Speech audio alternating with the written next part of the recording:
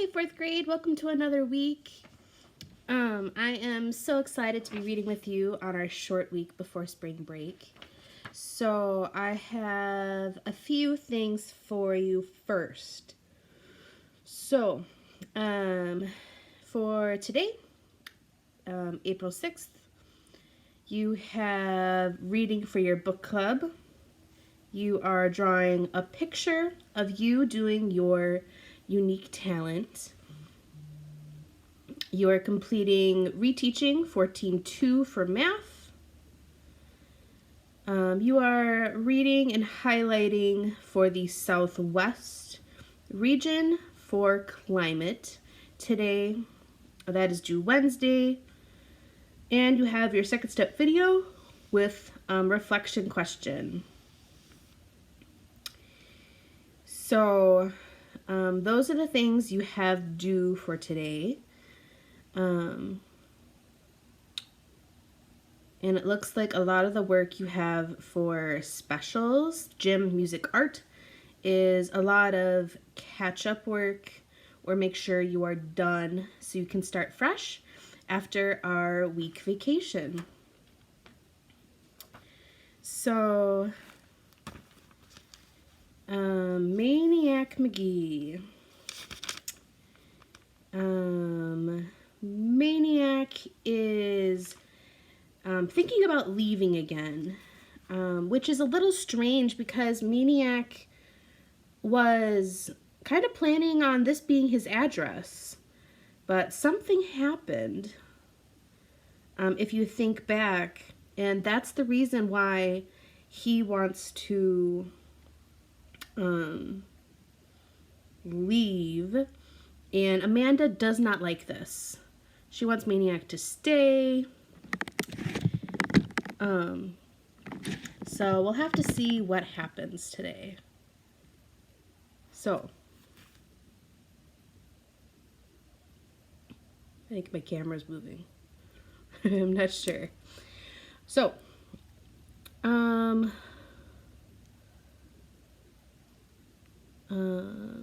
if you leave, you'll starve. No, I won't starve. You're gonna freeze. No, I won't freeze. This was driving Amanda bonkers. He was acting so different, all glum and wiseacre answers, as if he didn't care, not about anything. Yeah, she sniffed. Well, what are you gonna do for a pillow, huh? I know. You put my pillow on the floor. I'll use a hibernating gopher. Funny. And bathroom, huh? Where will you go to the bathroom? The bushes, McDonald's, lots of places. She hated it, an answer for everything. And the scariest part was, he was probably right. If anybody could survive on the loose, it would be this kid who showed up from Hollidaysburg, who slept on floors, who outran dogs. He was making her so mad. She pointed at him. She sneered. Well, I'll tell you one thing, buddy boy. You better shut the door on your way out and lock it, because if I get my room back, I'm not giving it away again. So don't ever come back crawling around here. She picked him up. She kicked him in the sneakers. Ya hear?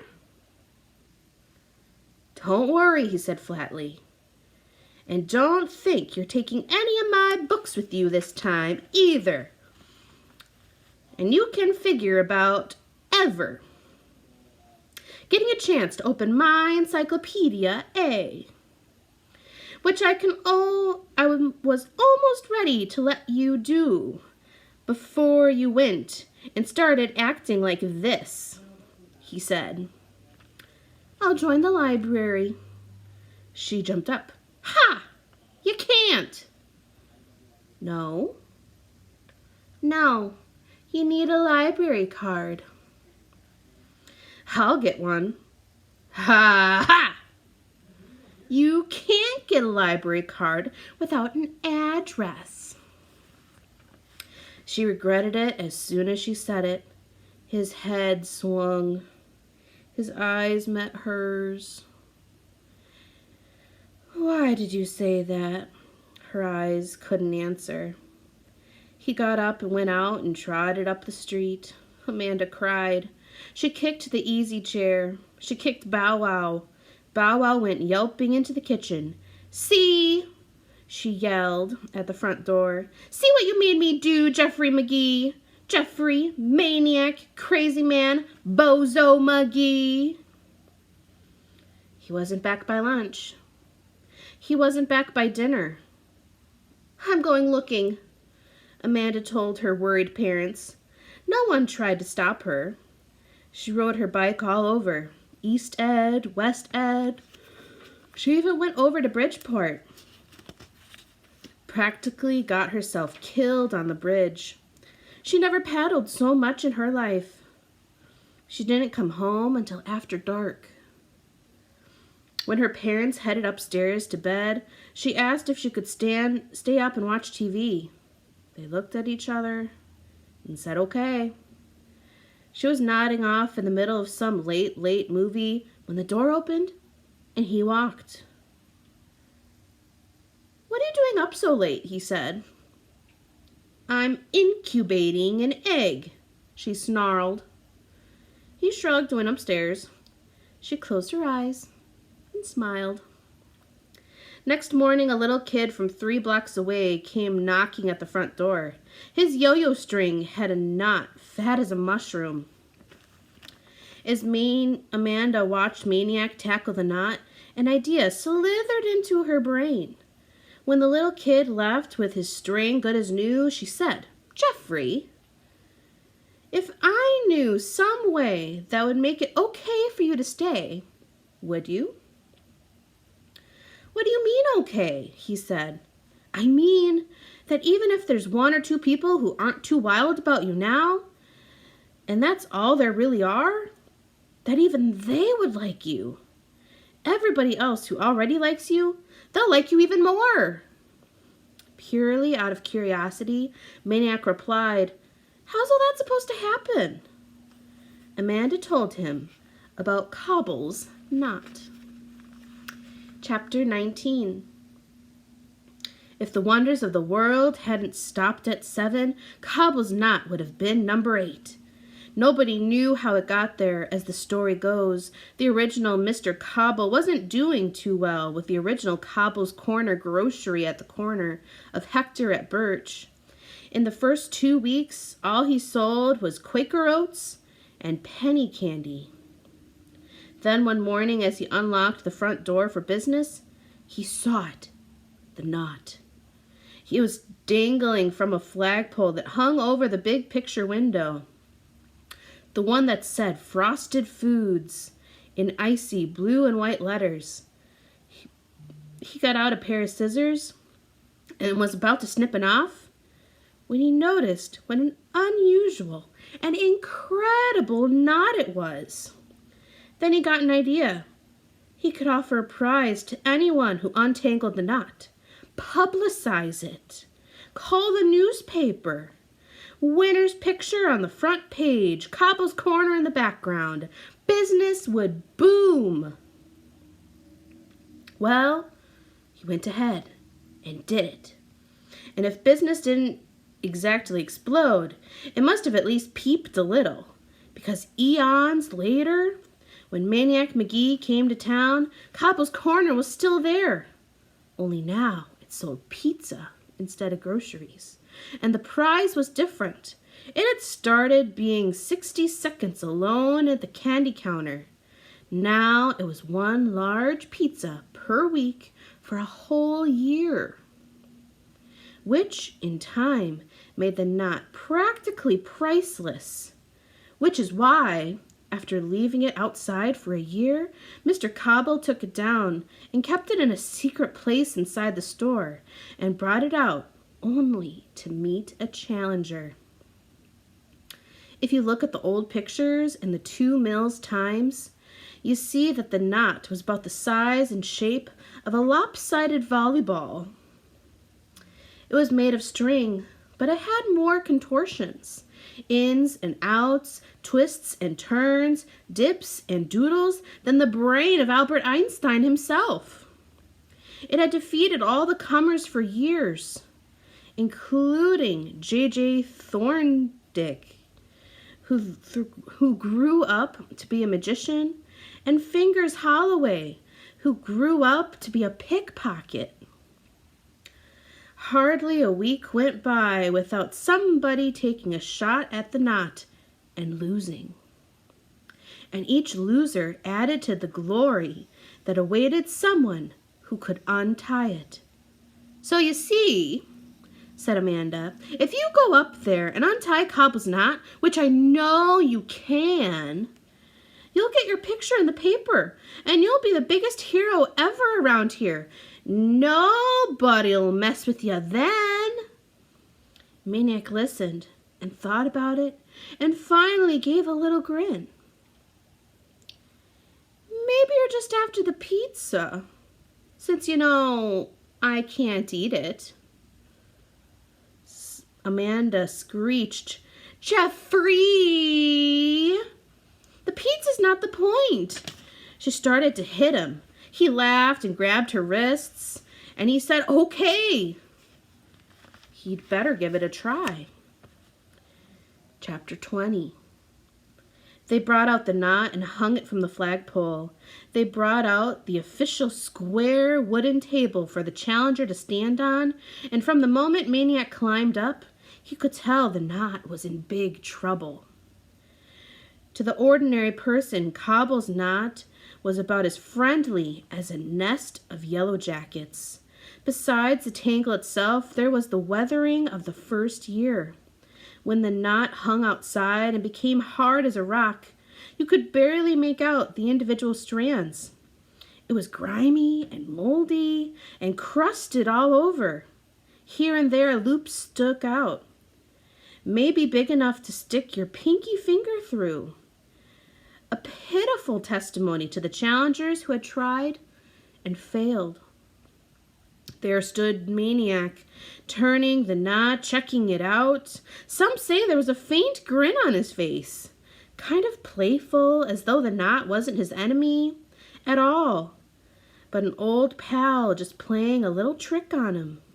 Others say his mouth was more of a grim than a grin.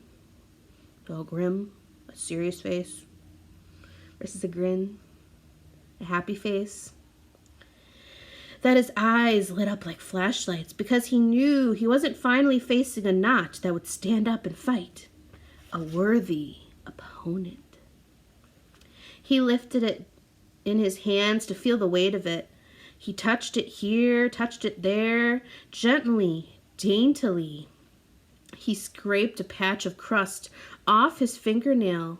He laid his fingertips on it as though feeling for a pulse, like it's alive. Only a few people were watching at first. Half of them were Hex Angels, a roving tricycle gang of 4- and 5-year-olds. I don't know about you, but I'd kind of like to see that. Just a bunch of little ones on their little tiny bikes. It kind of sounds cute. Kind of. Most of them had sneaker laces or yo-yo knots untied by Maniac, and they expected this would only take a few seconds longer. When the seconds became minutes, they started to get antsy, and because 10 minutes had passed, they were zooming off in search of somebody to terrorize. The rest of the spectators watched Maniac poke and tug and pick at the knot. Never a big pull or yank. Just his fingertips touching and gazing, pecking and pecking away, just like a little bird. "What's he doing?" somebody said. "What's taking so long? He's got to do it or not." After an hour, Except for a few more finger-sized loops, all Maniac had to show for his trouble were the flakes of knot crust that covered the table. "He ain't even found the end of the string yet," somebody grumbled, and almost everybody but Amanda took off. Maniac never noticed. He just went on working. By lunchtime, they were all back, and more kept coming. Not only kids, but grown-ups too. Black and white, because Cobble's Corner was on Hector, and word was racing through the neighborhoods on both east and west sides of the street. What people saw, they didn't believe. The knot had grown, swelled, and exploded. It was a frizzy globe. Newspaper the next day described it as a gigantic hairball. Now, except for a packed-in clump at the center, it was practically all loops. You could look through it and see Maniac calmly working on the other side. "He found the end!" somebody gaped. And the corner burst into applause. Meanwhile, inside, Cobbles was selling pizza left and right, not to mention Zeps, a 2 Mills type of hoagie, a steak sandwich, Stromboli, gallons of soda. Mr. Cobble himself came out to offer Maniac some pizza, which Maniac, of course, politely turned down. He did accept an orange soda, though, and then a little kid whose sneaker laces Maniac had untied many a time handed up to him a 3-pack of tasty butterscotch crimpets. After polishing off the crimpets, Maniac did the last thing anybody expected. He lay down and took a nap. Right there, on the table, the knot hanging above him like a small hairy planet. The mob buzzing all around him. Maniac knew what the rest of them didn't. The hardest part was yet to come. He had to find the right route to untangle the mess, or he would just come up again like a rock and probably stay that way forever. He would need the touch of a surgeon, the alertness of an owl, the cunning of 3 foxes, and the foresight of a grand master in chess.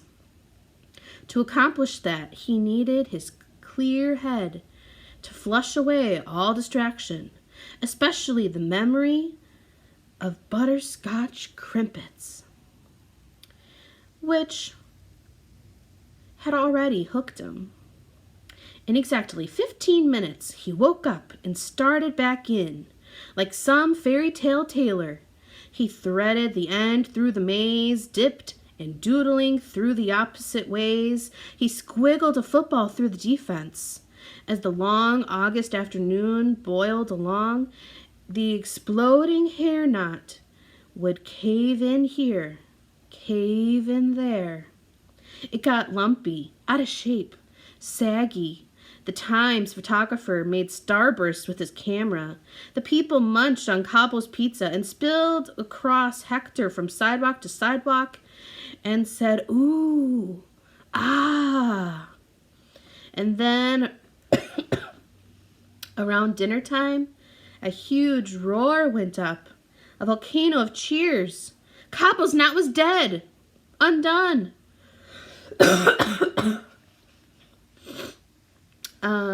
Undone, gone. It was nothing but string. That is so exciting. 4th grade, I hope you had an awesome day. Only 3 more days to go until we have our spring break, so hold in there. You are doing so incredibly great. And I hope you are appreciating your parents, the people that are hanging out with you every day, for all of their hard work, helping you stay successful through your school year. 4th grade, we'll be talking soon. Have an awesome night.